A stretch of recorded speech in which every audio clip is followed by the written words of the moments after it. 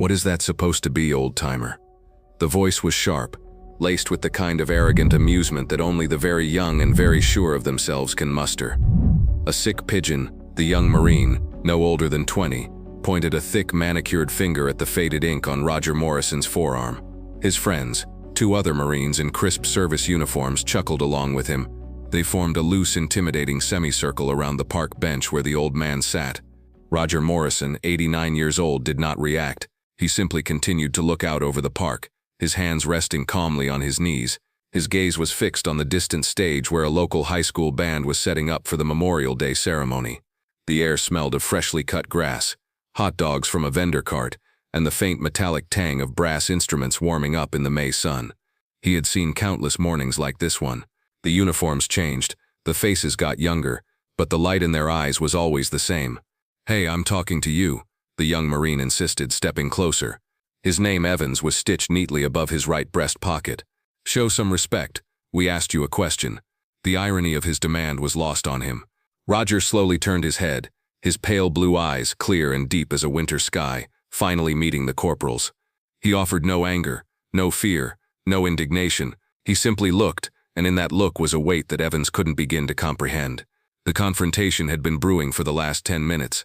It started with dismissive glances at Roger's worn clothing, a simple polo shirt, faded khakis, and comfortable walking shoes. They saw a frail, elderly man who seemed out of place amidst the sea of pressed uniforms and polished metals. When he rolled up his sleeves to feel the warmth of the sun, they saw the tattoo. It was a crude thing, a simple, stylized bird with long wings. Its lines blurred and its color faded to a pale grayish blue. It looked nothing like the intricate, full-sleeve masterpieces of modern military tattoos. It looked amateurish, weak. "Seriously, Pop," another Marine chimed in, leaning against a nearby oak tree. "My little sister draws better than that. You get that in a back alley?" Corporal Evans took it a step further. He crossed his arms, puffing out his chest, a gesture of dominance as old as time. "You know, we see a lot of guys your age walking around with military surplus gear, telling war stories that never happened. That ink doesn't mean anything. Let me see some ID. Let me see a veteran's card. Prove you earned the right to be here today." The demand hung in the air, sharp and ugly. It was a direct challenge to his honor, delivered in a public space on the most sacred day of the military calendar. A small crowd of onlookers began to form a wider circle around the scene. A mother pulled her child closer. A few teenagers started recording on their phones, their faces a mixture of morbid curiosity and discomfort. The atmosphere in the park, once festive and respectful, had curdled. Roger Morrison sighed, a soft, almost inaudible sound. It was not a sigh of weariness or defeat, but of profound, bone-deep patience. He had survived things that would have shattered these young men into a million pieces. He had endured hardships they could only read about in sanitized history books. Their mockery was like a child's tantrum in the face of a mountain, annoying but ultimately insignificant. He slowly, deliberately reached into his back pocket and retrieved a worn leather wallet. It was old, the seams frayed, the leather softened by decades of use. The Marines watched his every move, their smirks unwavering. They saw his slightly trembling hands and mistook age for fear. They saw his silence and mistook it for weakness. Evans leaned in, his voice dropping to a conspiratorial whisper that was loud enough for everyone nearby to hear. "Come on, Grandpa. Let's see it. Or are you going to tell us you left it in your other pants? I bet you don't even know what branch you're pretending to be from." Another of the Marines snickered. "Probably the Space Force, right? From the Punic Wars." The laughter was jarring against the backdrop of taps being practiced softly in the distance. Each note of the mournful bugle call seemed to be a rebuke to their behavior. The crowd grew larger, the murmurs louder. People were shaking their heads in disgust, but no one intervened. The sight of 3 uniformed Marines, radiating an aura of official authority, kept them at bay. They were a pack, confident in their strength and status, and Roger was their isolated target. Roger's fingers, gnarled with arthritis but still steady, fumbled for a moment with the wallet's clasp. The leather was smooth under his touch, a familiar comfort. He could feel every crease, every worn spot. It was the same wallet he had carried for 60 years. It had been with him through the births of his children, the funerals of his friends, and the quiet, lonely decades after his beloved wife had passed. As he opened it, his thumb brushed against the faded albatross on his forearm. The sting, that was the first thing. Not a clean, buzzing sting from a sanitized parlor needle, but a raw, scraping burn. The air was thick with the smell of salt, diesel fuel, and stale sweat. the oppressive humidity of a jungle island that had known nothing but war for months. He wasn't on a park bench, he was crammed into the belly of a landing craft, its engine a low, gut-rumbling throb against the hull. The needle was a sharpened piece of shrapnel. The ink was a mixture of gunpowder and brackish water, stirred in a dirty ration tin. A young man, barely 18, with terror and determination warring in his eyes, was holding his arm steady while another carved the bird into his skin. A promise. A pact made in the shadow of death. Remember us. Remember what we did here. The image vanished as quickly as it came, a ghost of sensation against his skin. He pulled out his driver's license and an old laminated military ID card. The photo on the ID was of a young man with a sharp jaw and fearless eyes, a ghost from another lifetime. He handed them to Corporal Evans. Evans snatched the cards from his hand. He glanced at the driver's license, noting the name Roger Morrison and the date of birth that confirmed his advanced age. Then he focused on the military ID, his eyes narrowing. The card was an older format, one he didn't recognize. This could be a fake, Evans declared loudly, holding it up for his friends to see. These are easy to forge. What were you, a cook, a supply clerk? He was fishing, trying to get a rise out of the old man, to force him into a defensive posture. But Roger remained silent, his gaze once again drifting towards the stage. He had given them what they asked for. The rest was just noise. He knew how this worked. Men like Evans fed on reaction. The best way to starve them was to give them nothing. Across the park lawn, a man named Henderson watched the scene unfold with a slow-burning fury. A retired master gunnery sergeant, Henderson had spent 30 years in the Marine Corps. He knew the look of these young, arrogant troopers. He had trained hundreds of them. He had also seen men like Roger Morrison before, quiet, unassuming veterans who carried the weight of history in their stooped shoulders. He saw the disrespect, the public shaming, and it made his blood boil. He hadn't paid much attention to the tattoo, but he recognized the type of man being harassed, the quiet professional, the kind who never boasted because the things they had done were beyond words. When he heard Corporal Evans say the name Roger Morrison out loud, something clicked in the back of his mind. It wasn't a familiar name, but the way the whole situation felt, the absolute certainty of the old man, his utter refusal to be baited, set off alarm bells. This was not a man you trifled with. Henderson moved away from the crowd, pulling out his cell phone. He didn't call the local police. He knew that would only escalate the situation and further humiliate the old veteran. He scrolled through his contacts to a number he hadn't used in years, the direct line to the aide of the current base commander at Camp Lejeune. Sergeant Major. A crisp voice answered on the other end. This is Master Gunnery Sergeant Henderson. Retired, he said, his voice low and urgent. I'm at the Memorial Day ceremony in the town square. There's a situation. 3 of your young corporals are publicly harassing an elderly veteran. Their conduct is a disgrace to the uniform. I see. Can you give me their names? The loudmouth's name is Evans. I can't see the others, but that's not the important part. Henderson took a deep breath. They're questioning his service. The old man's name is Roger Morrison. Morrison. I don't know who he is, but there's something wrong with this picture, Sergeant Major. You need to get someone down here, someone with rank. Now, he emphasized the final word, his voice carrying the ingrained authority of a man who had commanded troops in combat. There was a pause on the other end of the line. Roger Morrison, the aide repeated slowly. Understood, Master Guns. We're on it. The line went dead. Henderson put his phone away, his eyes fixed on the unfolding drama. He had lit the fuse. Now he could only wait for the explosion. He just hoped it would come in time. Inside the base commander's office at Camp Lejeune, the sergeant major turned from the phone, his face pale. Colonel Matthews, a man with a chest full of ribbons from Iraq and Afghanistan, looked up from his paperwork. What is it, Sergeant Major? Sir, I just got a call from a retired Master Guns. 3 of our Marines are harassing an elderly veteran at the ceremony downtown. Corporal Evans is the ringleader. The colonel's face hardened. A disgrace. Get the MPs down there. I want them brought back to base and put on report immediately. Sir, there's more, the sergeant major said, his voice hesitant. The veteran's name, it's Roger Morrison. The name hung in the air-conditioned silence of the office. Colonel Matthews froze, his pen hovering over a document. He slowly put it down. Say that again. Roger Morrison, sir. The colonel stared at his aide for a long moment, then turned to his computer. His fingers flew across the keyboard, typing the name into a secure military database. He clicked search. The file that appeared was highly classified, marked with warnings that would make most officers log off immediately. The colonel's eyes scanned the first few lines, his expression shifting from anger to disbelief. and then to something that looked like pure, unadulterated shock. He stood up so quickly his chair scraped loudly against the floor. "Get me the Commandant of the Marine Corps' office."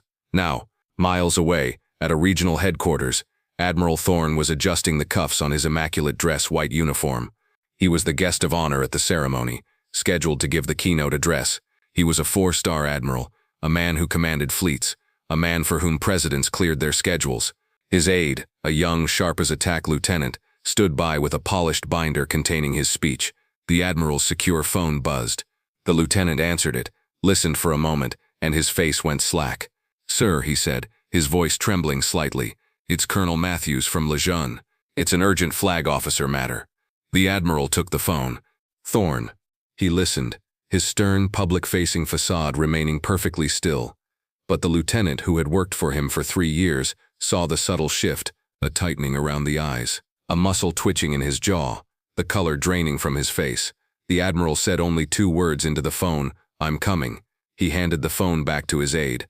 His movements were no longer ceremonial. They were sharp, precise, and filled with an almost violent urgency. "Scramble my escort," the admiral commanded, his voice a low growl that vibrated with authority. "Tell them we are leaving now. Clear a path to the town square, and get my car. Now." Back in the park, Corporal Evans was reaching the end of his patience. The old man's silence was more infuriating than any insult. It was a passive defiance that was chipping away at his authority in front of a growing hostile crowd. He felt the need to end this, to assert his dominance once and for all. He handed the ID cards back, not to Roger's hand but dropping them onto his lap. "All right, old man, I've had enough of your games," Evans snarled, stepping so close his shadow fell over Roger. "You're clearly disoriented, a danger to yourself and others. You are causing a public disturbance. I want you to get up and leave this park immediately. If you don't, I'm calling base security to have you escorted out for a full psychiatric evaluation. Maybe a few days in observation will clear your head." It was the ultimate threat, the final act of humiliation. He was threatening to have a veteran stripped of his dignity and freedom on Memorial Day. The crowd gasped. A woman shouted, "Leave him alone." But Evans was too far gone, lost in his own power trip. He reached out, his hand preparing to grab Roger's arm and haul him to his feet. He never made it. A sound cut through the air, sharp and insistent. It wasn't the town police siren. It was the powerful, unmistakable wail of a military police escort. Heads turned. The crowd parted like the Red Sea as a motorcade of 3 black sedans, led by 2 MP vehicles with lights flashing, sliced through the park, driving directly onto the grass, and stopping just yards from the bench. The sudden silence was absolute. Even the high school band stopped their warm-up. The doors of the lead sedan opened. A young lieutenant practically leaped out, followed by a captain. They snapped to attention. Then from the rear passenger door, a figure emerged. He was tall and imposing, his dress white uniform a startling, brilliant contrast to the green of the park. 4 silver stars glittered on each of his shoulder boards. Medals cascaded down his chest in a dazzling, intimidating display of a long and storied career. It was Admiral Thorne. The young Marines froze. Their blood ran cold. Corporal Evans felt a wave of nausea so intense he thought he might be sick. A 4-star admiral was here, in their park, and he was walking directly towards them. His face was a mask of cold fury. The admiral didn't even glance at the 3 young Marines. His eyes were locked on the old man sitting on the bench.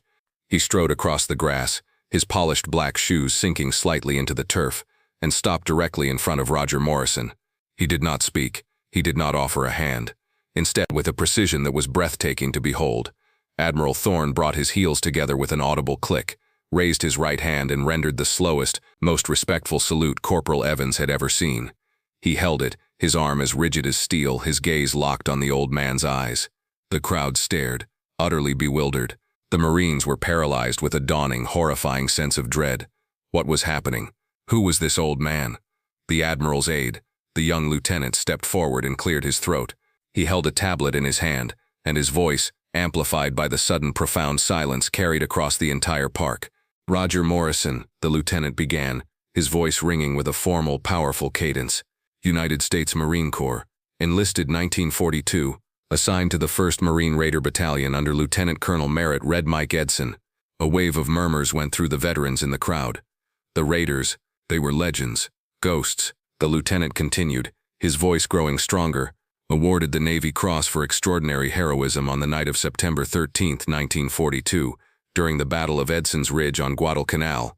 When his platoon's machine gun nest was overrun, Private Morrison single-handedly counterattacked with a bayonet and hand grenades, reclaiming the position and holding it for 6 hours against repeated enemy assaults, sustaining multiple severe injuries in the process. Corporal Evans felt his knees tremble. Edson's Ridge, Bloody Ridge, every Marine knew that story. It was sacred ground, a foundational myth of the Corps. After his recovery, the aide went on, his voice unwavering. He volunteered for a new experimental unit, a special operations force, so secret their records were sealed for 50 years. They called themselves the Albatross Raiders. They operated deep behind enemy lines in the Pacific, disrupting supply lines, gathering intelligence, and eliminating high-value targets. Of the 50 men who formed that unit, only 2 survived the war. The lieutenant paused and looked directly at the faded, crude tattoo on Roger's forearm. Their unofficial symbol, tattooed on each man as a bond of brotherhood, was a simple albatross, a symbol of those who wander far from home. A collective gasp swept through the crowd. Phones were no longer just recording. They were broadcasting a living piece of history. The old veterans in the audience were openly weeping. The young Marines looked as if they had been turned to stone. The sick pigeon, the back alley joke, it was a sacred relic, a mark of unimaginable sacrifice, and they had spat on it. The aide concluded. Roger Morrison retired from the Marine Corps in 1965 with the rank of Sergeant Major. His service record remains one of the most decorated in the history of Marine Corps Special Operations. He is a living legend.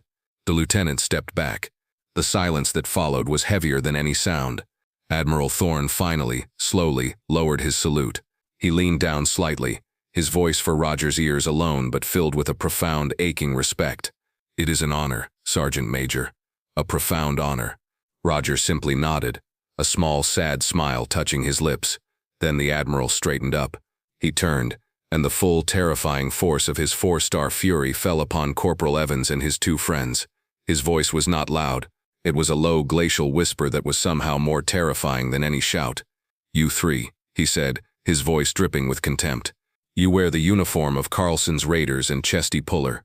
You stand on ground consecrated by the blood of men like this, Sergeant Major, and you use it to bully a hero, to mock a symbol you are not worthy to even look at." He took a step closer. "You have disgraced yourselves. You have disgraced your fellow Marines. You have disgraced the memory of every man and woman who ever wore this eagle, globe, and anchor." He pointed a trembling finger at them. "I want your names. I want your units, and you will report to my office at 0600 tomorrow. Your careers as you know them are over, but your education is about to begin. Now get out of my sight." The 3 Marines, their faces ashen, stumbled over themselves to obey, disappearing into the crowd like ashamed ghosts. The Admiral turned back to Roger. "I am so sorry, Sergeant Major. Deeply, truly sorry for the disrespect you were shown." Roger Morrison finally spoke, his voice quiet but clear, filled with a gentle grace that seemed impossible after the ordeal he had just endured. He looked at the Admiral, then at the retreating forms of the young Marines.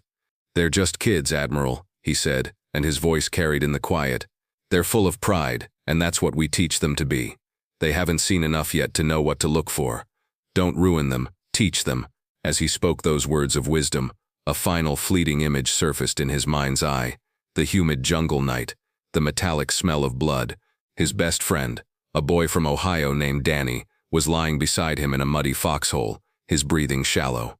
It was Danny who had just finished carving the albatross onto Roger's arm.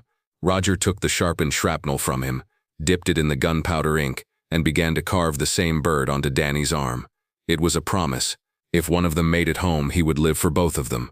He would remember. Danny had died before the sun rose. The tattoo wasn't a badge of honor. It was a scar, a memorial, a heavy lifelong burden. The fallout was swift, but not in the way anyone expected. Influenced by Roger's words, Admiral Thorne chose education over destruction. Corporal Evans and his friends were not discharged. They were stripped of their rank, reduced to private, and assigned to a new program the Admiral himself designed. For the next year, they would spend every weekend escorting elderly veterans to their appointments at the VA hospital, listening to their stories, and volunteering at the local military museum, cleaning exhibits and learning the history they had so easily mocked. A mandatory new heritage program was instituted across the entire base, focusing on the oral histories of veterans from World War II, Korea, and Vietnam. The story of Roger Morrison and the Albatross Raiders was declassified and became the first lesson for every new recruit. Several months later, a humbled Private Evans was mopping the floor in the hallway of the VA hospital. He looked up and saw Roger Morrison walking slowly toward him, on his way to a physical therapy appointment. Evans's heart pounded in his chest. He froze, leaning on his mop, a dozen apologies dying on his lips. He expected the old man to ignore him, to walk by with the cold disdain he so richly deserved. But Roger stopped. He looked at the young man, at his lowered eyes and shamed posture. He saw not an arrogant corporal, but a chastened private who was finally learning the weight of his uniform. Evans finally found his voice, a choked whisper. "Sergeant Major, I am so sorry." Roger Morrison looked at him for a long moment. Then he reached out a frail, steady hand and placed it on the young man's shoulder. He gave it a gentle squeeze, a gesture of forgiveness, of understanding, of continuity. He didn't say a word. He just nodded, once, and then continued on his way down the hall, leaving a profoundly changed young Marine standing in his wake. The story of Roger Morrison is a powerful reminder that heroes don't always wear their greatness on their sleeves. Sometimes, it's hidden in plain sight, in a faded tattoo and the quiet dignity of a life lived in service to others. If you were moved by this story of valor and respect, please like this video, share it with someone who needs to hear it, and subscribe to Veteran Valor for more stories of unassuming heroes.